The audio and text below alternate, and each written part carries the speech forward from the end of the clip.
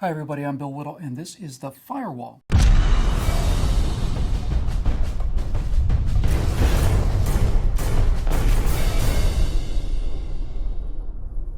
History, it is said, is written by the victors. And we've been told by the victors that America lost the Vietnam War. But the victors in this case were not the people who actually took possession of the battlefield. No, the victors who've written about how we lost the Vietnam War are the American left.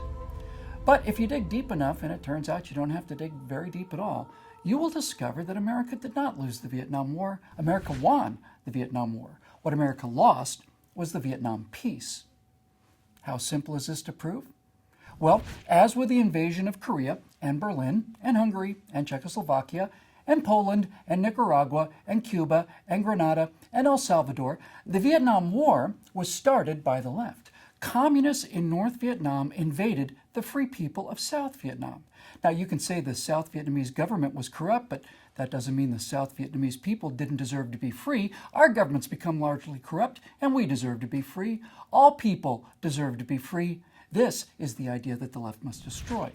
So, the North Vietnamese communists invaded the South, and back and forth, up and down, for about 11 years, until Richard Nixon decided to not only end but actually win the Vietnam War, so he started bombing Hanoi. And he didn't stop bombing Hanoi until the North Vietnamese came to the negotiating table. And there, during the signing of the Paris Peace Accords, the Americans, the South Vietnamese, the Communist North Vietnamese, and their insurgent arm, the Viet Cong, signed a peace treaty. The key tenet of which was a guarantee by the United States not to send any more of our men to die, but to replace, on a bullet-by-bullet, helicopter-by-helicopter basis, any military hardware expended by the South to repel future incursions. That peace treaty left Vietnam exactly as it had been before the communist invasion. The communist invasion of South Vietnam had completely failed. Our victory lasted for 2 years. Then, in 1974, Richard Nixon was forced from office due to the Watergate scandal. That scandal gave the anti-war Democrats who'd taken the side of North Vietnam and lost a landslide victory in the 1974 elections. And in 1975, the 94th Congress voted to defund that Paris Peace Accord agreement. They voted to undo the American victory 2 years after the war was won. On April 10, 1975, President Gerald Ford begged Congress, he literally begged them, to keep our word to our allies. But the anti-war Democrats had worked hard. They'd worked for almost a decade for their American defeat, and a week later, the genocide began. North Vietnamese Colonel Bui Tin, who demanded and then received the surrender of Saigon, said after the war that when Nixon stepped down after Watergate, we knew we would win. The communist North Vietnamese and the American left lost the Vietnam War. 2 years later, they won the peace. Then the slaughter began. That same thing is happening right now as we speak in Iraq. After winning the war, we are losing the peace in precisely the same way we lost the peace in Vietnam.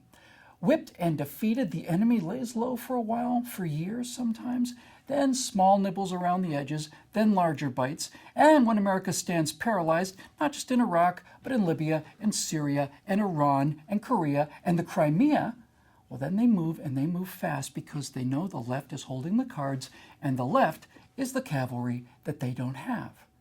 And now the slaughter begins again. Now, you don't have to like the fact that we went into Iraq. You don't have to like the fact that we went into Vietnam either, but like it or not, both those wars were won through the courage and sacrifice of the men and women of America's armed forces. And once again, defeat is being snatched from the jaws of victory by the same people as before. Those people are called Democrats. It wasn't always this way. These Democrats fought for freedom. Foreign policy-wise, at least, they'd be rock-ribbed conservatives today. But as Iraq falls before our eyes, as the murders accelerate, and as we lose the peace we had won due to this president's inability to conclude a simple agreement to keep troops stationed in Iraq, as we did and continue to do to keep the peace in Korea for almost 65 years now, and Europe for almost 70, Well, the man responsible for losing the peace in Iraq will be the same man so responsible for losing the peace in Vietnam. The man who has a plaque in a Hanoi museum dedicated to his invaluable help in winning for the left the peace in the face of the war that they'd lost. And finally, let me just say this. Politics, like nature, abhors a vacuum. So, if you say that America should not be the world's policeman, believe me, I sympathize. But if you're going to take that position, you need to ask the next question, because the next question is required. If not America, then who? Because if American power is removed from the earth, then what force will rush in to fill the vacuum? Will it be China, Russia? Or as we're seeing today, will American power be replaced by Islamists who don't debate whether or not gays can get married, but rather debate whether it's best to execute them by hanging or stoning them or shooting them in the back of the head? That is the world that the left wants. It's the world they've always wanted through their invasions and their subversions. And for the second time in our lives, and to our undying shame, this looks like this is what they're going to get. Oh, and please subscribe to our YouTube channel and visit us at truthrevolt.org.